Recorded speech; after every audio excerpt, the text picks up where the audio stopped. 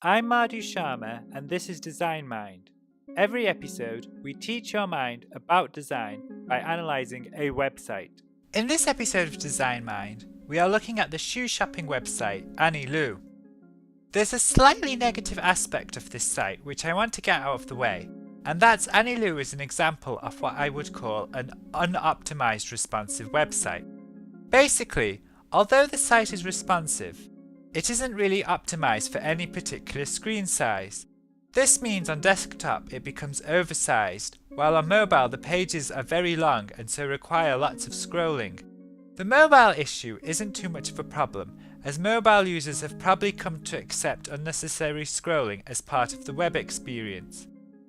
On desktop, however, the oversized display is jarring. On a larger desktop screen, there's just too much space, and so the site can't really control the user's gaze. The sense of flow is lost. The problem isn't really evident in this screencast because I have shrunk the browser window down. But if you look at the website on a larger desktop screen, this problem, which is only a minor problem, becomes apparent. While it's great to see the web embracing responsive design, I think it's important to optimize for particular screen sizes to ensure a smooth browsing experience. With that negative out of the way, let's look at the rest of the site by starting with the home page.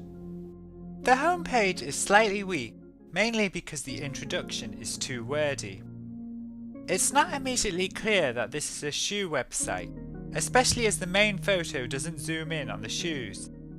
I suspect that the reason for a lack of close-up is to show the model's dress, in order to convey the sophistication that is mentioned in the headline.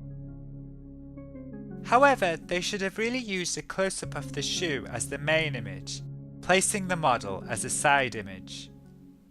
Scroll down and we get this handmade section. I don't think this image works too well, as it is too technical looking, which goes against the soft feminine look of the shoes. They would have been better off showing a close-up of a person holding a shoe and working on it. I found this image on a stock photo website, and something similar to it would have been a lot better to use, as it's more emotive because it sends messages of care and workmanship. Next on the homepage is this video section. This is a great way of showing a range of products, as well as associating them with a playful, carefree, fun-loving lifestyle. It suggests the user is not just purchasing shoes, but a new outlook on life. Given how good this video is, it would have worked better as the first element on the page, especially as outlines are used to emphasize the shoes, so it would help to make it obvious that this is a shoe website. Moving on, and we get this Anyi's Pics section, which is a great way of suggesting a product that the user should look at first. Although again, it could have probably been better placed on the site, for example, earlier on the home page. Next on the pages we have this new arrival section, which is stunning mainly thanks to the awesome photography. I really love the way the shoes are presented. They look as if they are floating on the page and so almost look heavenly. In every shoe pair, the back shoe is blurred, while the front shoe has been carefully lit to show off details such as texture and stitching. This, together with the subtle shadows underneath, helps to create a strong physical look, which is important, as the more real looking products are, the easier it is for the user to imagine owning them, which creates an emotional connection. As you will have noticed, hovering over the shoes causes the price and title to pop up with this slick animation. This badge is really well done, imitating the style of fashion magazines. Hiding title information like this is normally a bad idea, as the user needs the title to understand where the link leads to. However, here it works brilliantly, as the user relies more on visuals to shop for shoes, and by hiding the title information, there's more room for the shoe to be bigger and to stand out.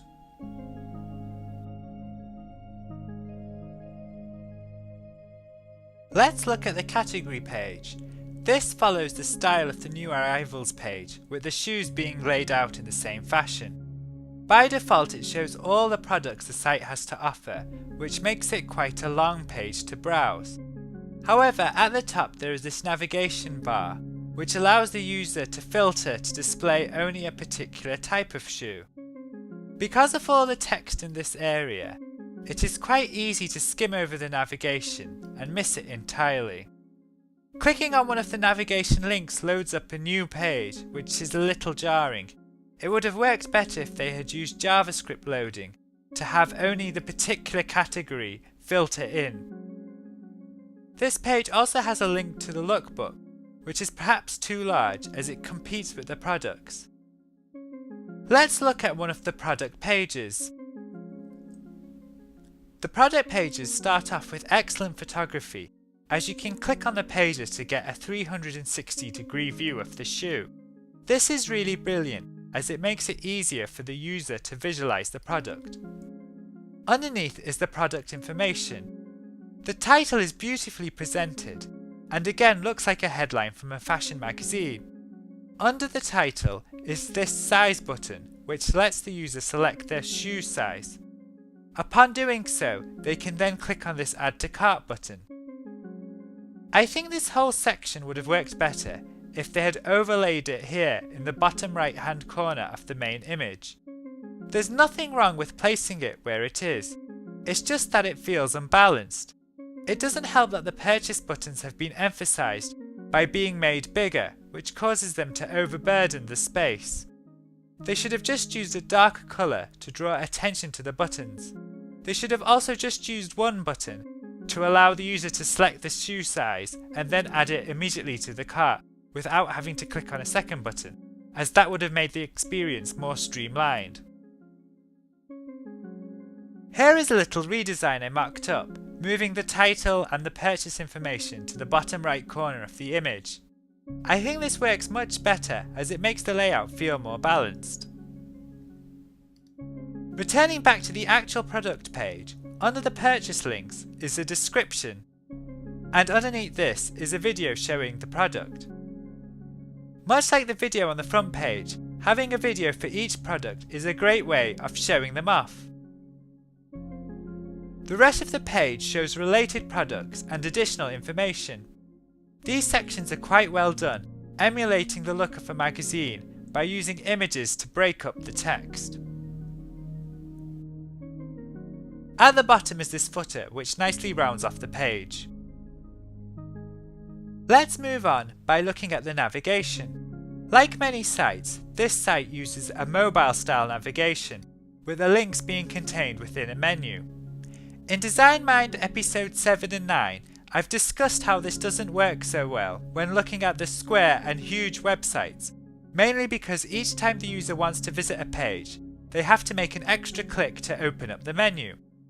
On a shopping site, this problem is exacerbated, as the user usually wants to return to the catalogue page after viewing a product, and so having the extra click of a menu becomes annoying.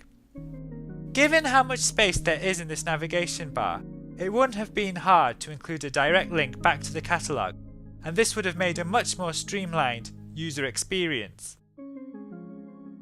Let's move on to looking at the shopping cart. When the user places an item in the cart, a number appears over the cart icon. This works okay, but I think it's a bit too subtle and quite easy to miss. The actual cart page works quite well, making it easy for users to see at a glance what they have ordered. The controls for updating the page are easy to access, with the quantity controls only popping up when the user hovers over them. This is a nice feature as it cuts down on page clutter. Overall, as we have seen, the Anyi website is not without issues, especially when it comes to the ordering of elements and the scaling of the design. Having said that, these minor issues do not detract from what is a brilliant website, and the site stands out thanks to its clever use of photography and video. That's it for this episode of Design Mind. A new episode of Design Mind is released every Monday and Thursday. Find us on the web at designmind.info. Our YouTube channel is at youtube.com/designmindinfo. You can also find us on iTunes. We'd love it if you could leave us a review at any of these places. Until next time, happy designing!